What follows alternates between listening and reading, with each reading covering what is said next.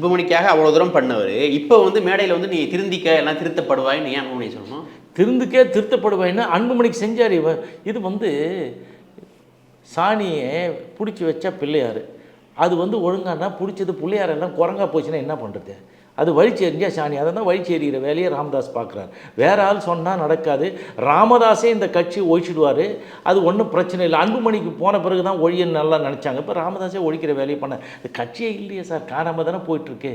அது ஒன்றும் இல்லையே. இப்போ வந்து இவங்க 2 பேருக்கும் இந்த தகராறு என்ன? இப்போ வந்து பதவி தான். பதவியில் யார்? நான் தான், என்கிட்ட தான் இருக்கணும்னு ராமதாஸ் சொல்கிறார். நான் வளர்த்த கட்சி, நான் ஊராக போய் இது பண்ண கட்சி, நான் தான் தலைவராக இருப்பேன், ஒன்றும் கிடையாது, நீ போ, என்ன கிளம்பு அப்படி சொன்னது தானே. இப்போ மட்டும் என்ன சொல்கிறாரு? இவனை பற்றி பட்டியல் போட்டு இவ்வளோ சொத்து இருக்குது, இதை விட வேறு என்ன சார் நாசுக்கா மக்களுக்கு சொல்ல முடியும்? மக்கள் வந்து இளைஞர்கள்லாம் இவர் ஏதோ சொல்ல போகிறாரு, நமக்கு வழிகாட்ட போகிற அப்படி தானே சொல்லி கூப்பிட்டீங்க. வழிகாட்ட போகிறாருன்னு கூப்பிட்டு வந்தால் என்ன வழிகாட்டுறீங்க?